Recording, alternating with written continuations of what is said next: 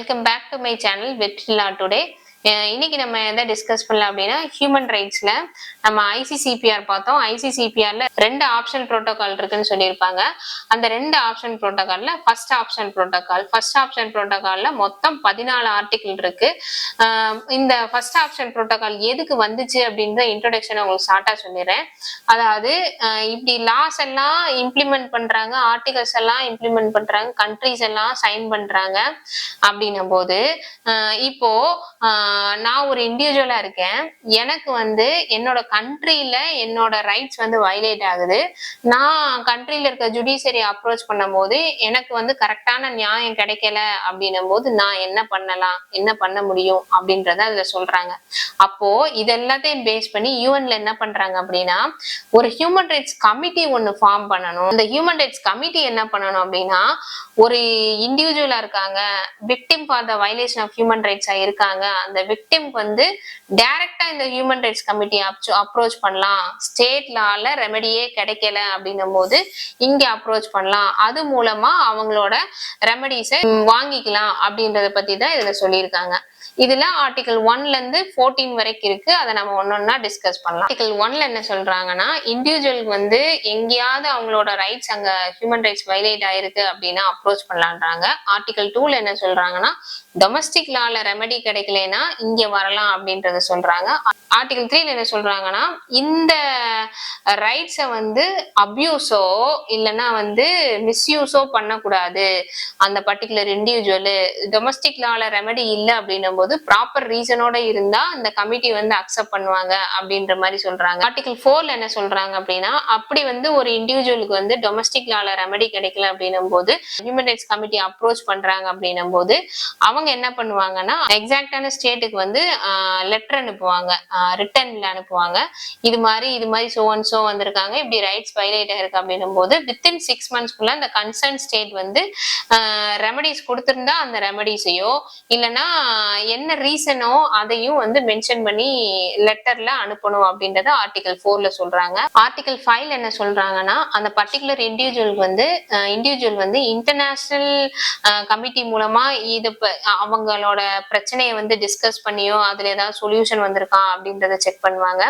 அது போக நிஜமாவே அவங்களுக்கு டொமஸ்டிக் லால எந்த ரெமடிஸும் கிடைக்கல அப்படின்னா ஸ்டேட் பார்ட்டிஸ்க்கு மென்ஷன் பண்ணி கமிட்டி என்ன பண்ணுவாங்கன்னா ஸ்டேட் பார்ட்டி கொடுத்த விஷயங்களை அந்த லெட்டர் மூலமா கொடுத்த விஷயங்களை இண்டிவிஜுவலுக்கு ஃபார்வர்ட் பண்ணுவாங்க, இண்டிவிஜுவல் கொடுத்ததை ஸ்டேட் பார்ட்டிஸ்க்கும் ஃபார்வர்ட் பண்ணுவாங்கன்றத ஆர்டிகல் 5ல சொல்றாங்க. ஆர்டிகல் 6ல என்ன சொல்றாங்க அப்படின்னா இந்த கமிட்டி என்ன பண்ணுவாங்க அப்படின்னா ஆர்டிகல் 46 படி அந்த ஹியூமன் ரைட்ஸ் கமிட்டி ஆர்டிகல் 46 படி இந்த மாதிரி கான்வர்சேஷன் பண்ணி இந்த மாதிரி ஏதாவது ஒரு ரெமடிஸோ ஏதாவது ஒண்ணு பண்ணியிருப்பாங்க பாத்தீங்களா, அது ரிலேட்டடான ரிப்போர்ட்ஸ் அனுவல் ரிப்போர்ட்ஸ் ஆர்டிகல் 6ல சப்மிட் 6 படி 46ல சப்மிட் பண்ணுவாங்க அப்படின்றத சொல்றாங்க. ஆர்டிகல் 7ல என்ன சொல்றாங்கன்னா இப்போ அந்த ஒரு இண்டிவிஜுவல் ஏதாவது ஒரு இண்டிவிஜுவல் கம்ப்ளைண்ட் பண்ணி வயலேட் ஆயிருக்கு ரைட்ஸ் அப்படின்னும் போது என்னென்ன அசெஷன் என்னென்ன சேஞ்சஸ் எல்லாம் பண்ணணுமோ அதெல்லாம் பண்ணுவாங்க ஆர்டிகல் 7ல அப்படின்ற மாதிரி சொல்றாங்க.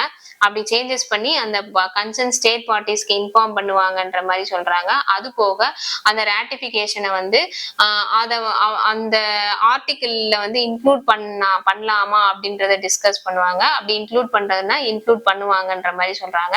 அதே ஆர்டிகல் 8ல என்ன சொல்றாங்க அப்படின்னா செக்ரட்டரி ஜெனரல் என்ன பண்ணுவார்னா அப்படி இன்க்ளூட் பண்ணிட்டாங்க அப்படின்னா அந்த புரோட்டோகாலை யாரெல்லாம் சைன் பண்ணியிருக்காங்களோ அவங்களுக்கு எல்லாம் ஃபார்வர்ட் பண்ணுவாங்க. இப்படி ஒரு விஷயத்தை இன்க்ளூட் பண்ணிருக்கு அப்படின்னு சொல்லி ஃபார்வர்ட் பண்ணுவாங்க.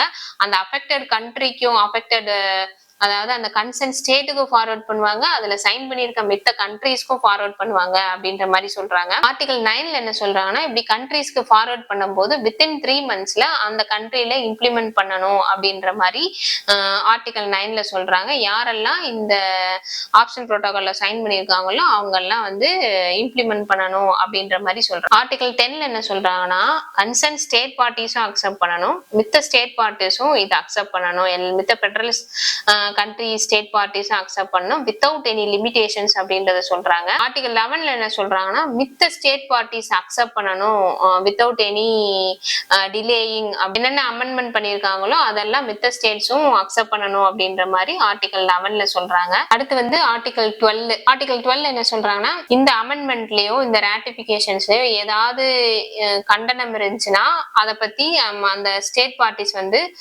தெரிவிக்கலாம் அப்படின்றதுதான் ஆர்டிகல் 12ல சொல்றாங்க. ஆர்டிகல் 13ல என்ன சொல்றாங்கன்னா அப்படி ஏதாவது கண்டனம் இருந்துச்சுன்னா அக்செப்ட் பண்ணுவாங்க, அப்படி கண்டனம் இல்லை அப்படின்னா அதை இம்ப்ளிமெண்ட் பண்ணுவாங்க அப்படின்ற மாதிரி சொல்றாங்க.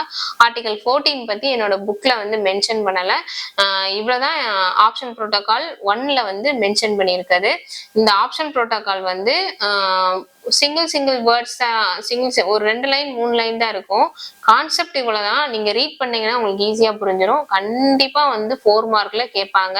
சில டைம் 7 மார்க்ல கேட்டாங்கன்னா ஐசிசிபிஆர் பத்தி கொஞ்சம் எக்ஸ்பிளைன் பண்ணிட்டு கொஞ்சம் பேஜஸ் வந்து அத்தனை ஆர்டிகல் இருக்கு, ஆப்ஷன் புரோட்டோகால் எதுக்கு வந்துச்சு, இது எதுக்கு வந்துச்சு அப்படின்னு சொல்லி போட்டு ஒரு 2-3 கேஸ் லாஸோட எக்ஸ்பிளைன் பண்ணீங்கன்னா இன்னும் வந்து பிரசன்டபிளா இருக்கும். மோஸ்ட் இம்பார்ட்டன்ட் கொஸ்டினும் கூட. இந்த மாதிரி law related videos, current affairs, recent judgement பத்தி தெரிஞ்சுக்கணும் அப்படின்னா லா ஸ்டூடெண்ட்ஸ் வந்து என்னோட சேனல் சப்ஸ்கிரைப் பண்ணி வச்சுக்காங்க. உங்களுக்கு பயங்கர யூஸ்ஃபுல்லா இருக்கும். தேங்க்ஸ் ஃபார் வாட்சிங்.